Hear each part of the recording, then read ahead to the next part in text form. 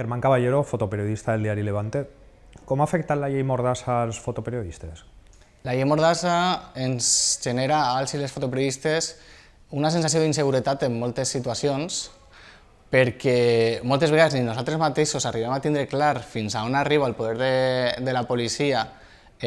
mentre realitzem les nostres tasques informatives, ni els mateixos policies tampoc moltes vegades saben fins a on arriba. Això genera situacions d'amenaça o d'abús per part de la policia que abans no enfrontaven. I al mateix temps també li dota en algunes ocasions a la policia d'un poder més d'un jutge que d'un policia i ens genera un perill a l'hora d'exercir la nostra llibertat d'expressió i d'arribar més lluny en les nostres informacions gràfiques. Com a fotògraf, quines experiències has tingut d'atacs a la llibertat d'expressió? Jo com a fotoperiodista i les meves companyes i companys en València, l'atac més greu que patirem a la llibertat d'expressió va ser el 9 d'octubre de l'any 2017,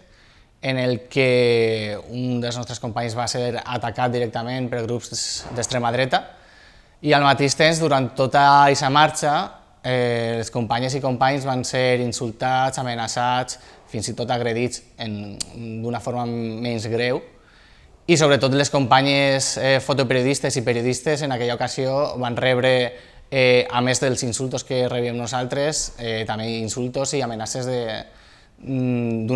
amenaces masclistes. També durant aquests anys, en el meu cas i el d'altres companys, hem tingut problemes a l'hora d'exercir el nostre paper com a fotoperiodistes i ens hem sentit coartats a l'hora d'exercir-lo en algunes ocasions davant dels cossos de seguretat de l'Estat, perquè moltes vegades, per exemple, en desnonaments o situacions de molta tensió se generen situacions molt complicades i en aquestes situacions molt complicades moltes vegades l'autoritat no vol que hi hagi un testimoni. I aleshores ahí se produeixen de vegades abusos que no haurien de produir-se, que ens haurien de deixar treballar d'una forma totalment lliure. Com afecta la precarietat laboral a la llibertat d'expressió i a la qualitat dels mitjans? La precarietat laboral és una greu amenaça per a la llibertat d'expressió perquè les treballadores i els treballadors del món del periodisme, del fotoperiodisme, enfronten una situació de triple crisi, la crisi periodística, la crisi econòmica i la crisi que ha generat la pandèmia, amb unes taxes d'atur altíssimes, i això fa que aquests companys i companyes moltes vegades se senten insegurs, tenen por a perdre el seu lloc de treball. Quan tu tens por a perdre el teu lloc de treball, per la precarietat que patisses, evidentment eres més feble davant d'amenaces o de pressions o davant de certes situacions en les que en altres moments probablement t'hagués mostrat més fort o no hagués cedit.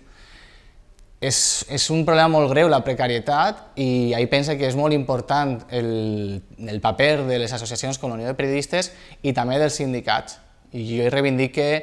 aquest paper que tenen tant sindicats com associacions professionals i que penso que han d'anar de la mà per a enfortir a les treballadores i els treballadors davant d'uns mitjans que cada vegada estan en menys mans, cada vegada tenen unes estructures de poder internes molt fortes i tenen uns treballadors que, per altra banda, estan molt precaritzats i tenen menys força.